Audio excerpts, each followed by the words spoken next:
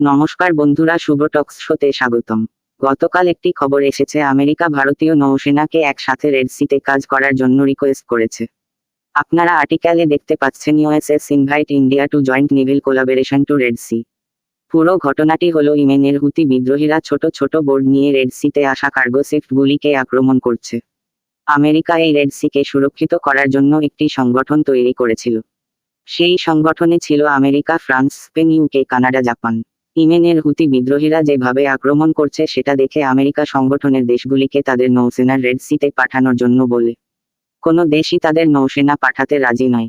America quad সংগঠনের দেশ অস্ট্রেলিয়াকে বলে তাদের নৌসেনা পাঠানোর জন্য আরব সাগরের রেড সিতে হুতি বিদ্রোহীরা সাথে মোকাবেলা করার জন্য, কিন্তু অস্ট্রেলিয়াও তাদের নৌসেনা পাঠাতে রাজি নয়। অবশেষে আমেরিকা ভারতকে বলল যে ভারতীয় নৌসেনা পাঠায় আরব সাগরের রেড সিতে। কারণ হলো, এই রেড সির সবথেকে কাছের দেশ হলো ভারত। ভারতীয় নৌসেনা শক্তিশালী নৌসেনা। পৃথিবীর চতুর্থ স্থানে রয়েছে ভারতীয় নৌসেনা। যদিও ভারত সরকার এখন অবধি এই নিয়ে কোন উত্তর দেয়নি। আপনারা ভাবছেন আমেরিকার নৌসেনা পৃথিবীর সবথেকে শক্তিশালী নৌসেনা, তাহলে আমেরিকা ভারতীয় নৌসেনা সাহায্য চাইছে কেন?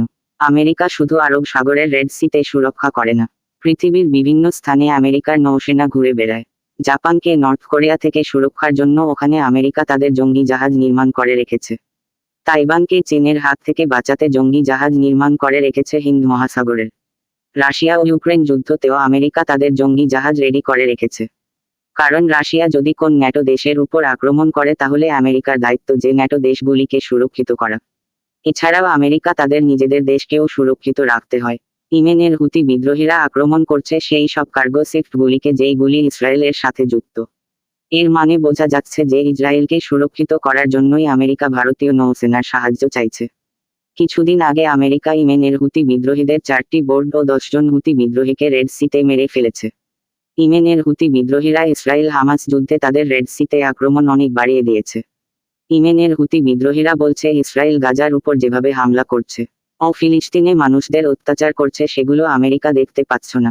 পুরো পৃথিবীর মিডিয়া ইসরায়েল যে গাজায় সাধারণ ফিলিস্তিনি মানুষের উপর অত্যাচার চালাচ্ছে তারা কি দেখতে পাচ্ছে না?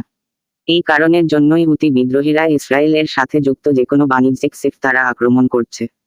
পুরো মুসলিম ওয়ার্ল্ড এই বিষয়ে চুপ। এখন অবধি ভারত সরকার আমেরিকার রিকোয়েস্টে কোন জবাব দেয়নি। আপনাদের কি মতামত অবশ্যই জানাবেন। ভারত তাদের নৌসেনা রেড সিতে আমেরিকার সাথে হুতি বিদ্রোহীদের দমন করতে পাঠাবে কিনা? এরকম ভিডিও পাওয়ার জন্য চ্যানেলটিকে সাবস্ক্রাইব করে দেবেন। ভালো থাকুন, সুস্থ থাকুন, ধন্যবাদ।